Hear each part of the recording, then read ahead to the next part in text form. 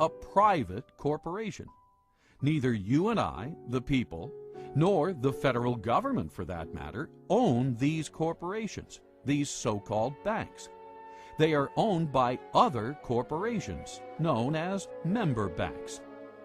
The Fed was formed not in Washington, D.C., not in the halls of Congress or some meeting room, but it was formed on a private island off the coast of Georgia called Jekyll Island.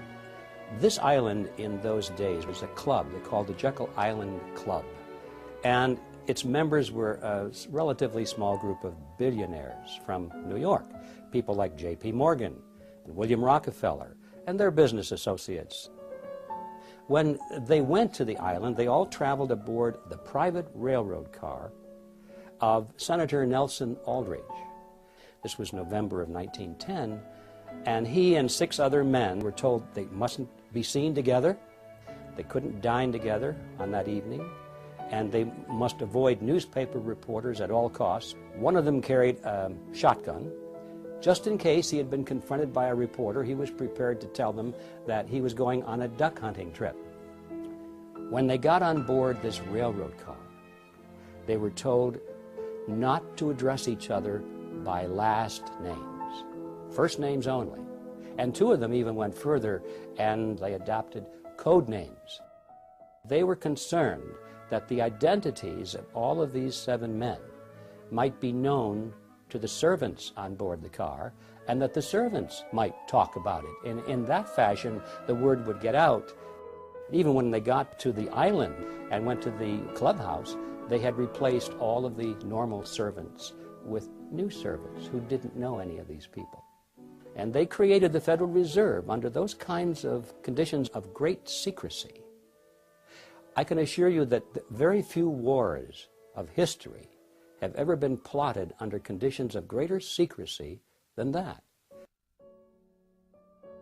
According to accidental releases of Fed stockholder information, as of 11:05 a.m., Tuesday, July 26, 1983, 5 member banks own 53% of the stock in the Federal Reserve Bank of New York, the most major of the 12 Federal Reserve banks around the country.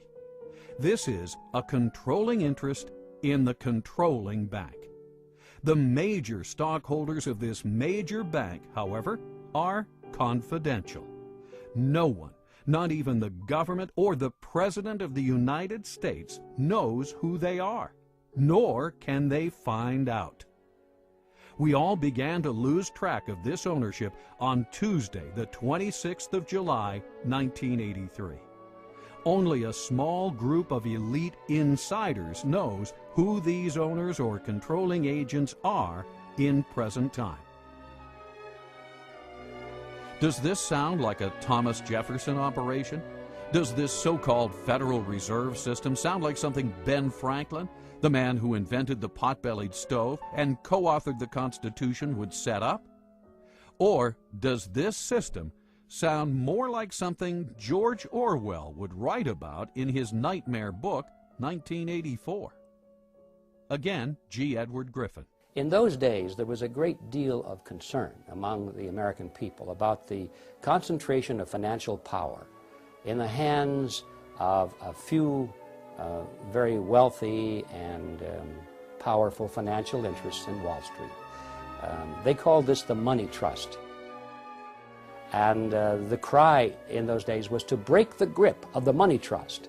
And one of the primary purposes of the Federal Reserve Act, as it was promoted to the American people, was just that, to break the grip of the money trust. They were going to write a law that was going to take the power away from these people and put it in the hands of their trustworthy politicians, you see. Put it in the hands of the people through the electoral process. That was the propaganda behind the Federal Reserve System. So what's the purpose of the secrecy? It's because when you look at the list of these people who went, they were the money trust. They were the representatives of the banks, of J.P. Morgan, the Rockefellers. They represented Kuhn-Loeb and Company, Warburgs in Germany and the Netherlands, and the Rothschilds in England. This was the money trust, not only of the United States, but of the world. Had that fact been known, who these people were that were drafting the Federal Reserve System, the trick would have been exposed, and the public never would have adopted the Federal Reserve Act as, in fact, they did. When you think about the significance of the Federal Reserve Act being passed under those conditions, the American people didn't know, but it was banking interests that were behind it. Powerful banking interests, because they wanted their assets protected. They wanted the Federal Reserve to be the lender of last resort. So if they had been loaning out and risking the money, and these loans go bad, instead of having the market take care of this, they wanted bailed out. And this is why it was a tremendous popular thing to do for the banks and, of course, the big business people who were borrowing the money. So it was very, very special interest directed, and it was designed for the elite. And even today, a lot of people don't quite understand that. So it's an educational job as well outside of Washington, but hopefully someday people here in Washington, especially the members of the Banking Committee, will gain some interest in this subject, because ultimately we will have to address it. Where does Congress get most of its funding? I would like to say from us, but I'm sure they have foreign investors that they also get their money from. Okay. Taxes. People? Government. It gets it out of federal taxation, of course. From taxes, but if you mean today, a great deal we're getting from China buying treasury bills. They print it. And can you elaborate on that? They have no funding. They have no money. It's all puff and mirrors. They have no money. It's all an illusion. There's not much in back of it.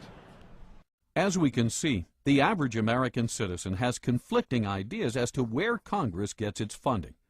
In actuality, Congress gets most of it by borrowing it from the Federal Reserve. The Federal Reserve gets the so-called money by effectively printing it up. The whole process is known as the Mandrake mechanism. Thus, today's paper currency, far from the gold and silver coinage stipulated by the founders, is essentially created out of thin air. Most people are alarmed when they hear about the fact that the Fed can create money out of nothing and charge interest on it, so-called interest. It starts with Congress. Remember, a moment ago I said that the Federal Reserve System was a partnership between a cartel and the federal government. Mr. Chairman, we've got to go vote, and we want to thank you for being here with us for today. And, well, if there's a partnership, thank you also for, there's a reason for the partners, both of them, to be in it, or they wouldn't be. So why is the banking fraternity in this partnership, and why are the politicians in it? Congress needs more money. They always need more money. They like to spend money. That gets them elected. They don't like to raise taxes because that gets them unelected. The answer, of course, is that they borrow it. If you're not going to tax it from somebody, you can borrow it from somebody else. And that's why we have government bonds and treasury notes and bills and so forth. And we have what's called the national debt, because they borrowed money to pay for current expenses that they don't want to pay for through taxes, because that would be unpopular. So 30 days after they borrowed $1 billion, or 60 days, whatever the term of the loan is, they have to pay that money back. Well, lo and behold, it turns out that the congressmen and the senators are still not taking in as much money in taxes as they are spending in benefits, so they don't have the money to repay the loan. So what do? Easy. Borrow some more. Borrow enough to pay back the original loan, plus a little bit more to keep them in office. So this process goes on and on and on, and that's why we have the national debt growing and growing and growing. The Federal Reserve enters the picture at this stage because, you see, they can never borrow enough from the private sector. There's never enough existing money out there for the politicians to borrow. So what do? They go to the Federal Reserve System, and by agreement, remember this is their partner now, the Federal Reserve System agrees literally to create the money that they're going to lend to the government. It's not really a lending at all, as you can see, but they use the old traditional words of lending it to the government, when in fact all they're doing is just printing it for the government. They're creating it.